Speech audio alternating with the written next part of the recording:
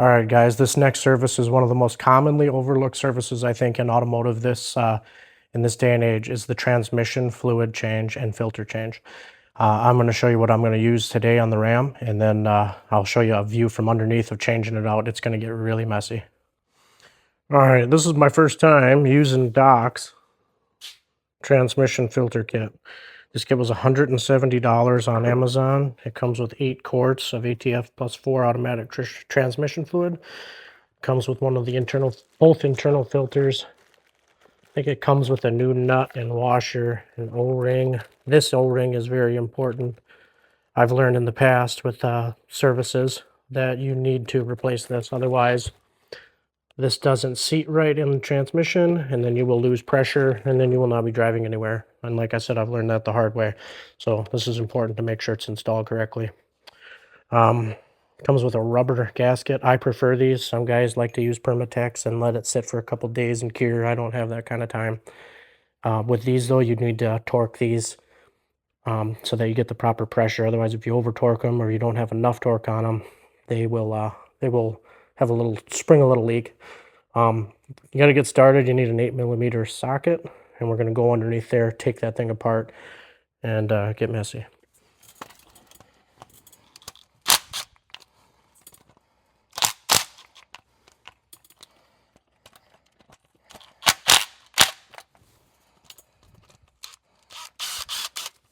All right, we have almost all of our bolts loose here. We've got it to the point where we can pull it down and let some of the fluid go into a drip pan. Hopefully I catch most of it.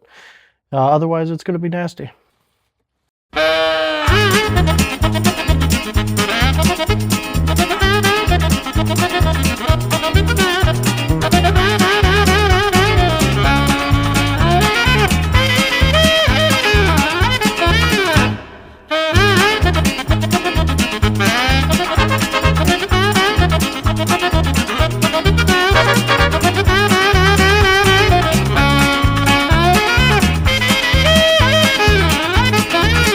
Back after a quick drop of the transmission fluid in the face and a quick chemical shower. Now we got to start prepping this thing for reinstallation. So we're going to clean it all up, clean up underneath, take the old transmission filter out, put the new ones in.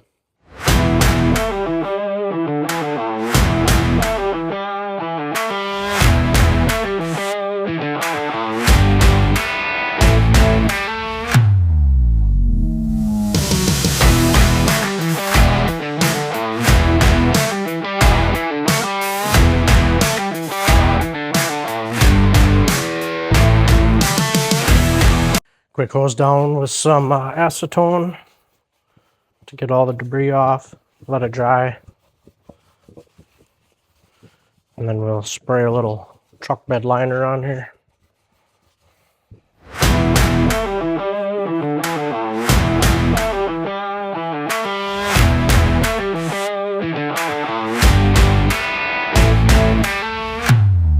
All right, now that we've recovered from chemical bath and we've gotten showered and we're ready to prep our filter change, I'm going to take this torque screw out. I believe it's a T25. This comes down and it exposes that O-ring right there on the top side of this tube on the filter. This filter is pretty easy to take off. If you need to use a filter wrench, you just spin this off, spin it on like a regular engine oil filter. So I'm going to replace these 2 filters and then get ready to prep the pan for the gasket. All right, this is your factory screw. You're going to need to keep that. This is your Doc's diesel filter. I'm not sure where the filter's made. The fluid claims it's made in the US, but I'd imagine that's probably just like most fluids. They're probably made in a very similar way in a similar factory. Over here we have the O-ring. This is important. When you take the old one out, to put this back in properly. I use a 19mm socket and I seat it with that. Put it up inside the transmission. Put this on top. Push this in with your hand and then gently tap it in place so that the ring is flush with the back side of the transmission. Because what happens here is you'll lose pressure.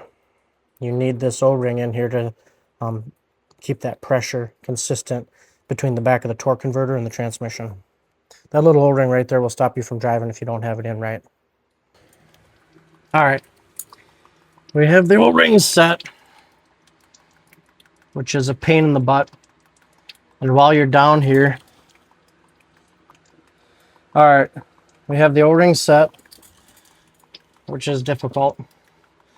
And the fluid will keep running out after you take off that filter there. All your lines, all your cooling lines are draining back in here. I'd guess if you want a more complete flush, let all that drain out. Otherwise, set your O-ring, put your filter in, and start filling it back up. 8 quarts is what it takes. I mean, if you put almost 8 quarts in, you did almost a full flush. There might be a little bit of fluid in the bottom of the torque converter there. You would have to do some really creative mechanic work beyond my skill level to get that out of there. For the most part here, I bet we're going to have about 6 to 7 quarts changed out. The filters will be changed out, which is the most important thing. So that's what we're going to get to today. Good enough. All right, we're going to put a little bit of fluid in here so it's not dry when it starts out. And then we're going to thread this in. All right, we're ready to go put it in. All right, we've done a little bit of cleaning around the edge. We've got our filter on. We got our T25 torque screw back in. We have our O-rings set, and we have our new filter in place. We have our new spin-on filter in place. We are ready to go prep the pan. All right, now that I've got this cleaned up and wiped out, throw some brake cleaner in there, wipe it all out. You'll clean your magnet.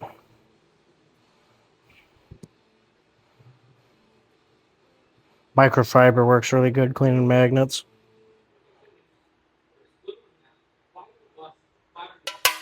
You put that back down in the factory position. That just catches any metal inside the transmission pan here. All right, I got the pan all cleaned out. I got my magnet back in there. I'm going to use a little assembly grease. I'm going to put it on here. I'm going to put my new gasket on, and I'm going to prep it. That'll hold it in place while I start prepping the screws to put it on the transmission.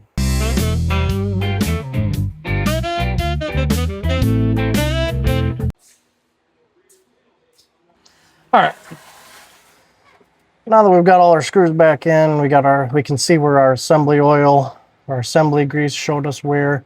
We've got our gasket nice and tight.